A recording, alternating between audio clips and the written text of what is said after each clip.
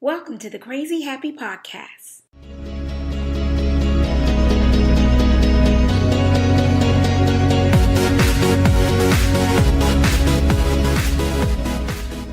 Thank you for dropping in for your dose of crazy happiness and a quick hit of positivity. Welcome to episode 34. I'm your host, Tanya Vetter of TanyaVetter.com.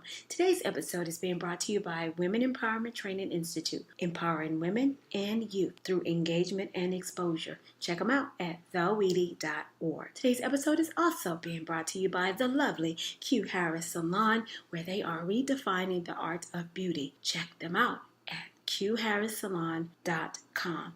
Welcome, guys. Hello. Happy Thursday. I am loving today's topic. I know I say that about all of the topics, but I'm really excited about today's topic. I am calling today Think About It Thursday. Yep, Think About It Thursday. And today's topic is going to come from a quote. But the author for this quote is actually unknown. And the quote says, "Don't judge my story by the chapter you walked in on." I'm going to say that again. The quote says, "Do not judge my story by the chapter you walked in on." And it's by an unknown author. I love this for today's topic. Today's topic is, that's not the whole story, but who's the author? Say what? Yep, that's not the whole story, but who's the author? And why am I deeply in love with this topic? Because you know what I found? No matter who I'm researching in the personal development arena, they all start with our personal stories. And so we have 3 sections today that I want to quickly run through, because you know I try to keep you under 10 minutes, right? So the first section is, we're going to uproot the weeds. Yep. The second part is, we're going to plant new seeds. And the last part is, we're going to change the channel. So when we go to step 1, uproot the weeds, what do I mean by that? Well, what normally happens is, we have carried with us ever since we were ages, I think they said between the ages from birth through 6 years old. We have been programmed, right, by experiences and the things that we've been taught. Well, usually the things that happen after those years, as we grow up, get older, a lot of times we just hold on to them. And so one crucial piece of the puzzle, and is actually the starting part of all healing, is number 1. Ask yourself this question: what narrative or story have I been telling myself that has not served me well?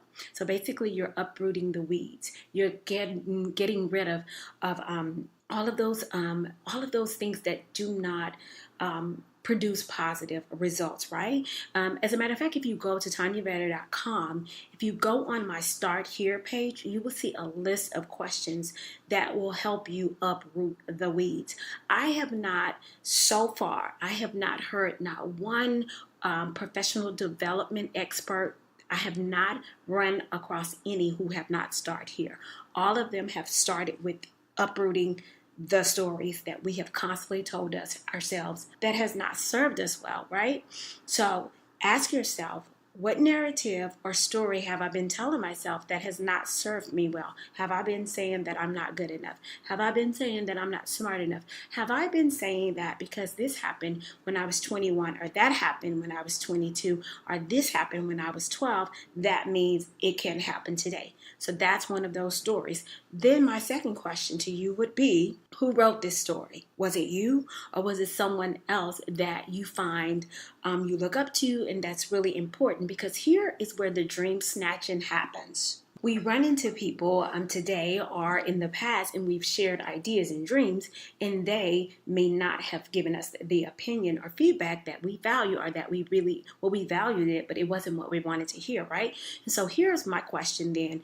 Is the story you're telling yourself today, is it true right now? And usually 100% of the time, the answer is usually no, because you're telling me about a feeling that you have based on something that was shared with you years ago. So that answer would be no, that's not true today. You know, if you say, well, I always fail at that. Really? Do you really 100% of the time fail at it every single time? The answer would have to be no. So the third thing I would ask you is, how do you view the world you live in right now? And I will tell you why I say that. Because whatever your thoughts are about a situation, it's going to be what you experience. And so now when we plant new seeds, the question that comes is, how could you rewrite this story and shift it into a story that is positive, that's empowering, and that serves you well? And this is when you have to put paper to pencil. Like the whole idea of just, grasping this concept and the power of this work in your mind only is ineffective. Yes, you have to actually write down, how do I rewrite this story? Because honestly, it's your story to write. And you may say, okay, so where do we start with that? Here's where we start. The third thing is change the channel. Yep, change the channel. What do I mean by that? Change what you pay attention to, right? And the first thing I will always recommend is that you start with gratitude. So ask yourself, what is better today than it was yesterday? What's better today than yesterday? Start with gratitude. The second thing is, what is your idea of living your best life really look like?